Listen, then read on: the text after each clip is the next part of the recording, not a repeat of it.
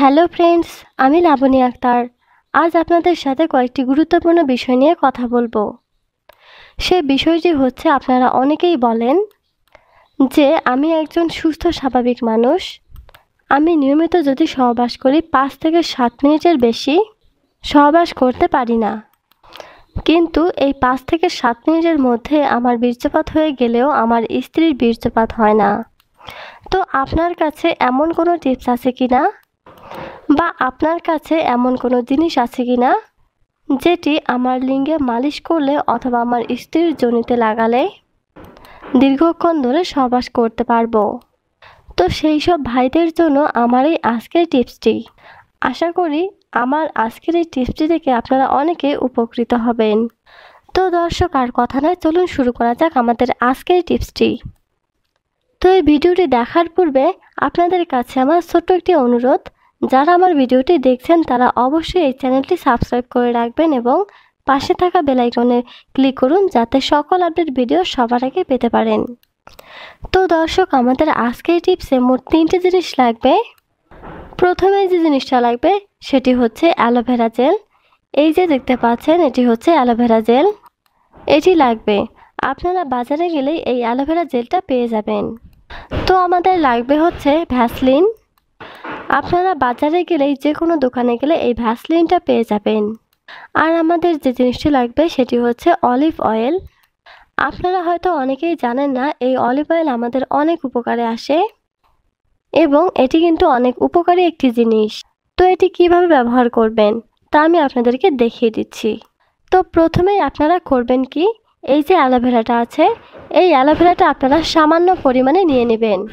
তো আপনারা দেখতে পাচ্ছেন এই অ্যালোভেরা জেলটা আমি সামান্য পরিমাণে নিয়ে নিলাম।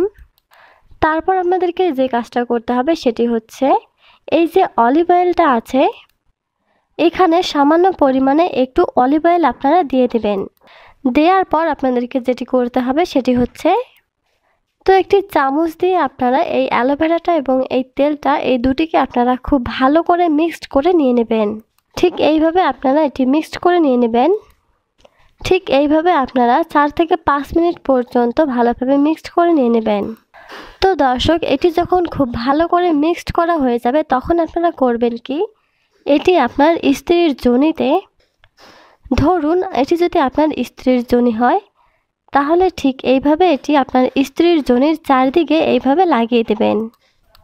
এইভাবে এটা লাগিয়ে দেবেন। আপনার স্ত্রীর যোনির যে খোপটা থাকে সেই খোপটাতে এইভাবে লাগিয়ে দিবেন। তারপর আর একটি কাজ আপনাদেরকে করতে হবে, সেটি হচ্ছে, এই যে ভ্যাসলিনটা দেখতে পাচ্ছেন, আপনারা চাইলে এই মিশ্রণটিও আপনাদের লিঙ্গে একটু লাগিয়ে নিতে পারেন। তো আপনারা করবেন কি, এই যে ভ্যাসলিনটা আছে এটি সামান্য পরিমাণে নিয়ে আপনার লিঙ্গের যে চারদিকটা আছে এই চারদিকে আপনারা লাগিয়ে দিবেন। ঠিক এইভাবে এটা লাগিয়ে দিবেন। ঠিক এইভাবে যদি আপনারা এটি লাগিয়ে দেন তাহলে হবে কি, এটি লাগানোর ফলে আপনার হবে কি, আপনার স্ত্রীর যোনির যে খোপটা থাকে, আপনার স্ত্রীর যোনিতে যখন লিঙ্গটা প্রবেশ করাবেন, লিঙ্গ বেশিক্ষণ চলাচল করার পর এই খোপ দুটো আপনার লিঙ্গকে চেপে ধরে, যার কারণে আপনার দ্রুত বীর্যপতন হয়ে যায়। তো এটি যদি আপনারা এইভাবে মাখেন তাহলে এই জায়গাটা পিচ্ছিল হয়ে যাবে এবং যোনির খোপ দুটো আপনার লিঙ্গকে চেপে ধরতে পারবে না, যার কারণে আপনার দ্রুত বীর্যপতন হবে না।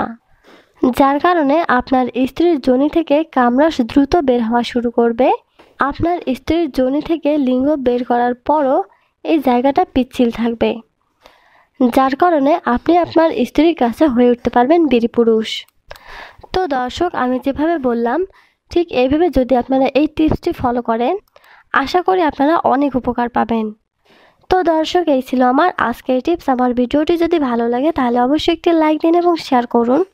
এরকম আরও ভিডিও পেতে লাবণী আক্তার চ্যানেলটি সাবস্ক্রাইব করুন। ধন্যবাদ।